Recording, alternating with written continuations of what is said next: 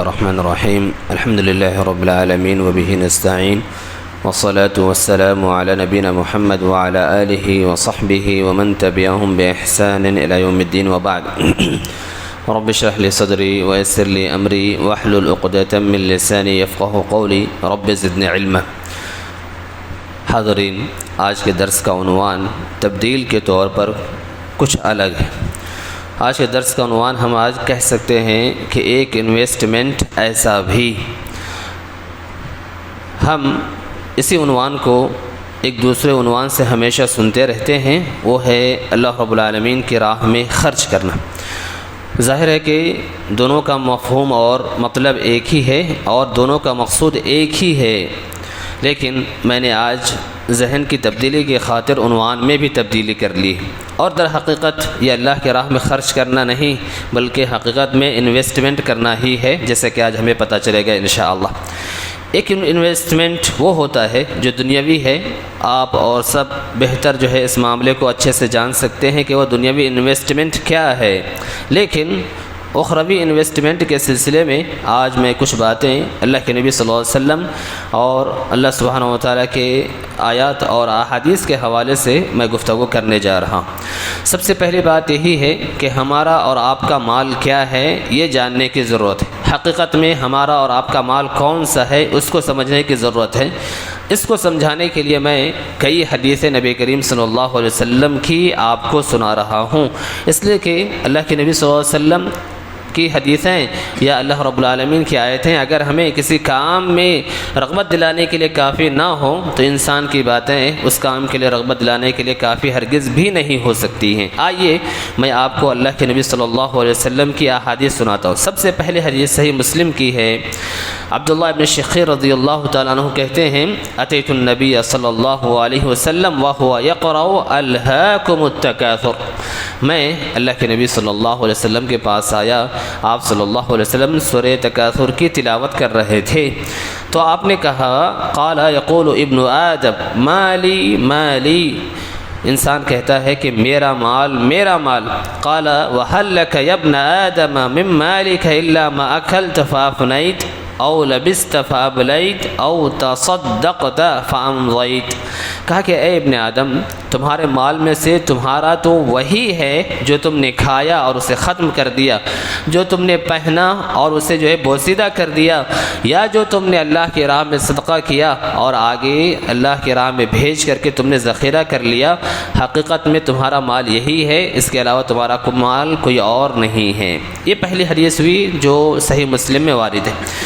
دوسری حدیث میں بھی صحیح مسلم ہی کی روایت ہے، ابو ہریرہ رضی اللہ تعالیٰ عنہ راوی حدیث ہیں، کہتے ہیں آپ صلی اللہ علیہ وسلم نے فرمایا یقول العبد مالی مالی، انسان ہمہ وقت کہتا رہتا ہے میرا مال میرا مال۔ انما له من ماله ثلاث، انسان کو اس کے مال سے تین ہی چیزیں حاصل ہونے والی ہیں، یا اس کے مال میں سے تین ہی چیزیں ملتی ہیں۔ ما اکل فافنا، جو کھایا اور ختم کر دیا، او لبس فابلا، یا پہنا اسے بوسیدہ کر دیا، او اعطا فاقتنا، یا دے دیا اور اسے ذخیرہ کر لیا، دے دیا اسے ذخیرہ کر لیا۔ یہ آپ صلی اللہ علیہ وسلم نے فرمایا ہے۔ وما سوى ذلك فهو ذاهب وتاركه للناس، اس کے علاوہ جو بھی مال کی شکلیں ہو سکتی ہیں وہ تو کیا ہے، وہ جانے والا ہے اور اس مال کو لوگوں کے لیے چھوڑ کر کے جانے والا ہے۔ یہ دوسری حدیث ہوئی۔ تیسری حدیث ہے عبداللہ ابن مسعود رضی اللہ عنہ کی، آپ صلی اللہ علیہ وسلم نے صحابہ سے سوال کیا، غور کریں کیا سوال ہے، ایکم مال وارثہ احب الیہ من مالہ، تم میں سے کون ہے جس کو اس کے وارث کا مال اپنے مال سے زیادہ پسند ہے۔ وارث کا مال کا مطلب یہی ہوا کہ انسان وفات پا جائے، اس کے مال جو تھا اس کے وارثین کی طرف منتقل ہو گیا، تو آپ صلی اللہ علیہ وسلم نے سوال کیا کہ جو وارث کی طرف جو منتقل مال ہو چکا ہے، اس مال وہ مال تم میں سے کس کو پسند ہے اپنے مال سے زیادہ؟ سوال چونکہ بدیہی بات تھی، آپ صلی اللہ علیہ وسلم کے اس سوال کے جواب میں صحابہ نے فوراً کہا قالوا یا رسول اللہ ما منا احد الا ماله احب الیہ، کہا اے اللہ کے رسول صلی اللہ علیہ وسلم ہر انسان کو اس کے پاس جو مال ہے وہ اسے محبوب ہے، ہر انسان کے پاس جو مال ہے اسی کا مال اسے زیادہ محبوب ہے۔ آپ نے جب بات جو پہنچانی تھی پہنچا دیا تو آپ نے فوراً کہا قال فإن ماله ما قدم، آپ کا مال وہ ہے جو آپ نے اللہ کی راہ میں خرچ کر کے آگے بھیج دیا ہے۔ فإن ماله ما قدم ومال وارثه ما أخر، اور وارث کا مال وہی ہے جو آپ وفات کے بعد جو ہے چھوڑ کر کے چلے جانے والے۔ ان تینوں روایتوں میں آپ اندازہ لگائیے کہ اللہ کے نبی صلی اللہ علیہ وسلم نے ہمیں یہی بتلایا ہے کہ انسان کا حقیقت میں جو مال ہے یا مال سے جو استفادہ کر پاتا ہے وہ تین ہی قسم کی چیزیں ہیں۔ آپ نے کھایا ہے، آپ ختم کر چکے، کپڑا سلائے پہنے بوسیدہ کر کے پھاڑ دیے یا دوسروں کو دے دیا بعد میں آپ نے، یا جو ہے حقیقت میں جو تیسرا مال ہے جو باقی رہنے والا ہے وہ یہ کہ اللہ کی راہ میں آپ نے جو کچھ بھی دے دیا ہے، انویسٹمنٹ کر دیا ہے، یہ حقیقت میں رہنے والا ہے۔ اس واقعے کو آپ جو ہے دو اور مثالوں سے سمجھیں، ان باتوں کو دو اور مثالوں سے آپ سمجھیے۔ ایک پہلی مثال ہے ام المومنین عائشہ رضی اللہ تعالی عنہا نے، جو ان کے پاس بکری تھی انہوں نے ذبح کیا۔ ذبح کرنے کے بعد انہوں نے اپنے پڑوسیوں کا بھی خیال کیا اور اڑوس پڑوس کے جو لوگ تھے اس بکری کے گوشت کو ان میں تقسیم کر دیا۔ آپ صلی اللہ علیہ وسلم گھر پہ آئے تو پوچھا عائشہ کچھ اس میں سے بچا ہوا ہے؟ تو ظاہر ہے کہ ایک جو بدیہی جواب ہوتا ہے، ایک سیدھا سیدھا جو سامنے کا جواب ہوتا ہے، ام المؤمنین نے وہی جواب دیا کہ یعنی بس دست کے علاوہ ہمارے پاس کچھ باقی نہیں ہے، یعنی گویا کہ دست کے علاوہ جو بھی گوشت تھا ہم نے سب جو ہے دوسروں میں تقسیم کر دیا ہے۔ آپ صلی اللہ علیہ وسلم نے کہا کہ ارے دست کے علاوہ سب کچھ باقی ہے، دست ہی تمہارے پاس باقی نہیں ہے کہ نہیں؟ آپ صلی اللہ علیہ وسلم یہ نہیں کہا کہ جو تم نے جو ہے تقسیم کر دیا تمہارے پاس باقی نہیں ہے، کہا کہ جو تمہارے پاس باقی رہ گیا ہے، یہ جو تمہارے پاس باقی رہ گیا ہے یہ گویا کہ تو ختم ہو جائے گا، لیکن جو تم نے دوسروں کو دے دیا ہے حقیقت میں تمہارے پاس وہی باقی رہ گیا ہے۔ تو گویا کہ دست کے علاوہ تمہارے پاس سب کچھ باقی ہے۔ ایک دوسرے واقعہ صحیح، بالکل صحیح روایت ہے، ترمذی کی روایت ہے یہ۔ دوسرے واقعہ جو ہے ایک صحابی آپ صلی اللہ علیہ وسلم کے پاس اونٹنی کو نکیل لگائے ہوئے آپ صلی اللہ علیہ وسلم کے پاس آئے اور کہا کہ یہ اللہ کی راہ میں میں نے دے دیا ہے۔ آپ صلی اللہ علیہ وسلم نے کہا کہ آپ کو کل قیامت کے دن اس کے بدلے 700 نکیل والی اونٹنیاں ملیں گی، اور سب اونٹنیاں 700 اونٹنیاں ملیں گی اور ساری کی ساری اونٹنیاں نکیل والی ہوں گی، ہے کہ نہیں؟ انسان کو دنیا میں ایک کے بدلے 7 کہاں ملتا ہے؟ انسان کو دنیا میں ایک کے بدلے 7 کہاں ملتا ہے؟ لیکن آپ صلی اللہ علیہ وسلم نے کہا کہ یہ جو لے کر کے آئے ہیں آپ کو اس کے علاوہ اس کے ساتھ اس طرح کی 700 اونٹنیاں کل قیامت کے دن ملنے والی ہیں۔ اس لیے قرآن میں اللہ رب العالمین نے جا بجا ہم کو اور آپ کو خرچ کرنے کا حکم دیا ہے، متعدد پیرائے میں خرچ کے فائدے کو بتایا ہے، اور یہ اس لیے کہ جہاں یہ ہمارے اور آپ کی اپنی ضرورت ہے وہیں اس سے معاشرے کا بھی فائدہ ہے۔ ہمارے اور آپ کی کیسے اپنی ضرورت ہے ابھی میں تذکرہ کروں گا تو پتہ چلے گا کہ خرچ کرنا ہماری اور آپ کی ضرورت کیوں ہے، اور جب ہم خرچ کرتے ہیں تو اس سے معاشرے کی ضرورتیں بھی پوری ہوتی ہیں، مسکینوں کی ضروریات بھی پوری ہوتی ہیں، چند پیسے جمع ہوتے ہوتے کافی اچھی موٹی رقم جمع ہو جاتی ہے، اس سے جو ہے دوسرے اور بھی مشروع اور دوسرے اچھے کام کیے جاتے ہیں۔ تو وہاں ہم نے چند پیسے لگائے ہوئے ہوتے ہیں، لیکن اجتماعی طور پر جب کافی پیسہ جمع ہو جاتا ہے تو ایک اچھا کام، ایک بڑا کام کرنے میں ہم کامیاب ہوتے ہیں۔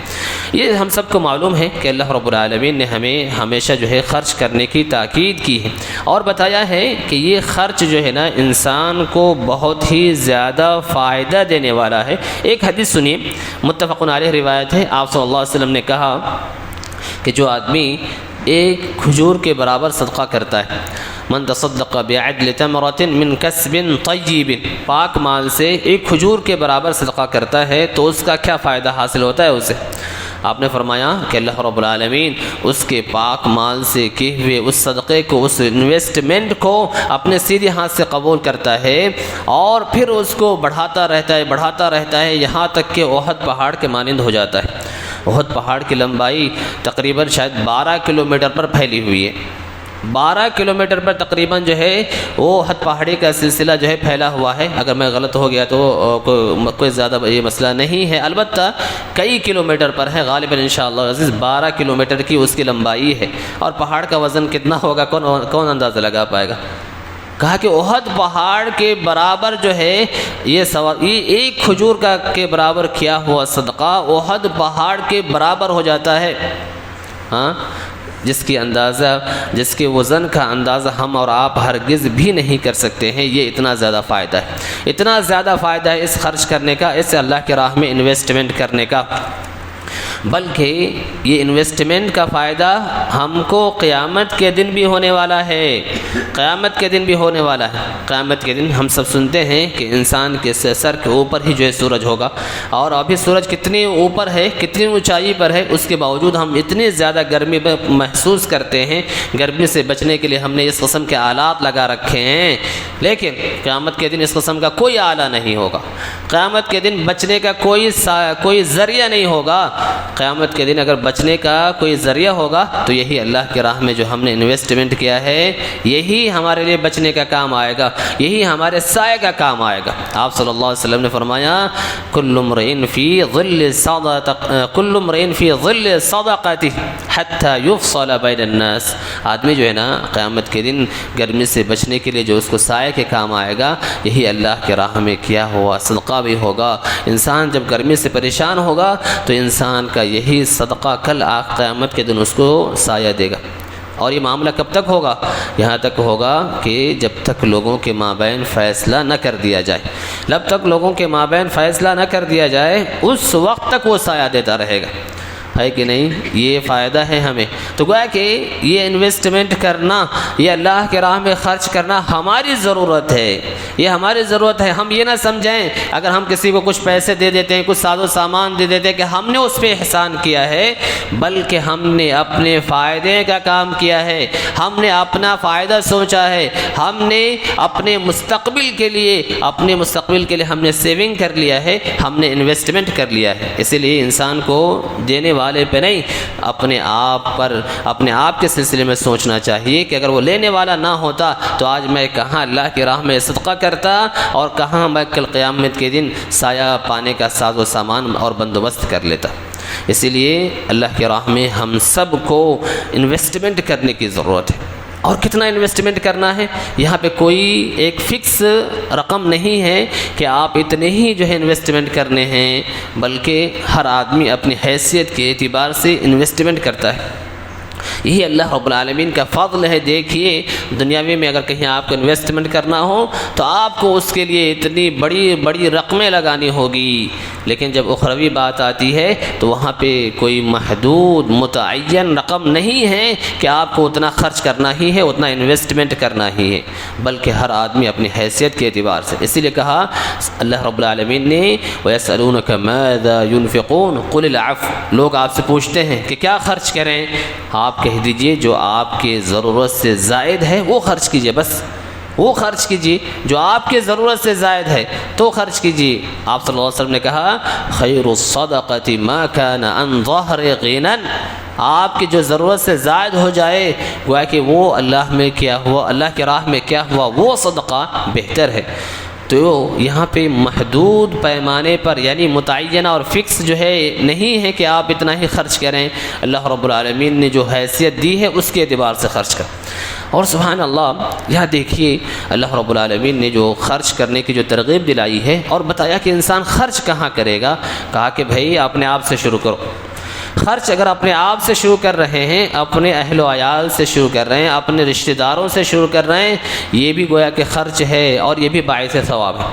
گھر کے جو ذمہ دار ہوتے ہیں، بال بچوں کی جن کی کفالت کے ذمے ہوتی ہیں یا دیگر لوگوں کی کفالت جن کے ذمے ہوتی ہیں، وہ لوگ خرچ تو کرتے ہیں، لیکن بسا اوقات ایسا ہوتا ہے کہ کسی چیز کے مطالبے کے سبب ہم ناگواری کا احساس کرنے لگتے ہیں. ہم اس کو اچھا نہیں سمجھتے، ہم جو اس پہ ناراض ہو جاتے ہیں. لیکن ہم کو اور آپ کو یہ بات ذہن میں ہونی چاہیے کہ یہ ناراضگی اچھی بات نہیں ہے، بلکہ یہ جو ہم اچھی نیت سے اپنے گھر والوں پہ خرچ کرتے ہیں، چاہے کھانے پینے کی چیزوں میں ہوں یا کسی اور بھی چیزوں میں، اگر ہم اس میں ثواب کی نیت کر لیں تو اس سے بھی آپ کو صدقہ کرنے کا ثواب ملے گا۔ آپ صلی اللہ علیہ وسلم نے فرمایا کہ جب آدمی اپنے گھر والوں پہ خرچ کرتا ہے اور وہ ثواب کی نیت کر لیتا ہے کہ اس خرچ کرنے سے اللہ رب العالمین جو ہے مجھے ثواب دے گا، تو گویا کہ یہ خرچ کرنا گھر والوں پہ باعث ثواب ہے۔